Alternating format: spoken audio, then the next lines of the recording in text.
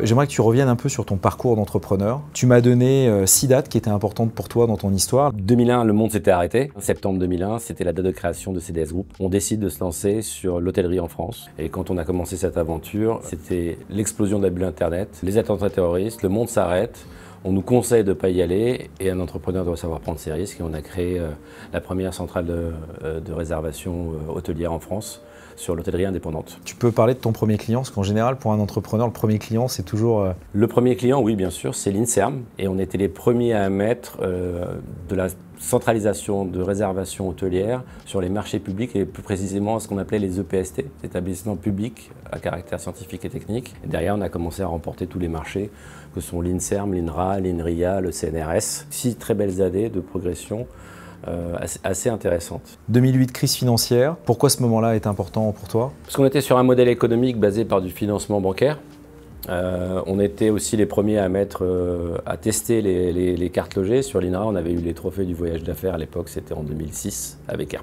Et en 2007-2008 avec EDF sur les cartes virtuelles d'American Express qui venaient d'arriver du J-Money. Néanmoins, il fallait financer la croissance, ça veut dire qu'il fallait prépayer les hôtels. Et nous étions financés par les banques. Les banques arrêtent tout financement, crise des CDS d'ailleurs ça s'appelait, et je pars au tapis comme un entrepreneur. Mais je suis assez convaincu de la vision, du besoin, de répondre aux besoins du déplacement professionnel et de l'hôtellerie d'affaires. Donc nous avons proposé un plan de remboursement sur 10 ans que nous avons respecté et nous avons continué avec nos acteurs historiques que j'ai cités, qui sont restés partenaires, nos clients historiques qui sont restés partenaires et nous avons continué le développement. 2010, c'est le rebond. L'échec est une étape essentielle du succès. Ça, c'est l'école américaine. On travaille avec des clients marché public, des clients corporate en direct pour gérer et outsourcer toute la partie financière et de la dépense hôtelière. 2015, tu me dis les attentats. Oui, c'était les attentats terroristes en Paris et les agences ont souffert. Il fallait choisir ses partenaires. Il y avait des moments de crise et c'était une année aussi où Booking est arrivé sur le marché affaires avec l'offre Booking.com for Business. Et on a décidé de faire un partenariat. 2020, tu prends le Covid en pleine tête. Quand on a connu des crises, on essaie de toujours anticiper. Je n'ai pas dit que j'ai anticipé le Covid. J'ai travaillé pendant toute l'année 2019 à renforcer la structure capitalistique pour développer le groupe français en un groupe européen.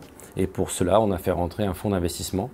On a eu la chance de croiser la route d'un fonds qui s'appelle IDI, qui nous a fait confiance, malgré l'historique, mais avec la beauté du portefeuille, la valeur et la progression. Nous avons signé le 7 février 2020, et puis le 15 mars, le monde s'arrête, on arrive à une période où le confinement, les déplacements professionnels, mais nous on arrive avec une structure solide, dans un pays où les aides nous ont beaucoup renforcés, et nous avons traversé cette période avec beaucoup d'humilité et beaucoup de travail. Je ne regrette pas un seul instant le Covid et on en est sorti renforcé. Et 2025, on l'a connu en début d'année ensemble, on décide de changer le capital, de faire entrer un autre fonds Kili. Aujourd'hui, je suis majoritaire, j'ai une vision à 7 ans pour faire de notre groupe le leader européen des solutions pour le business travel.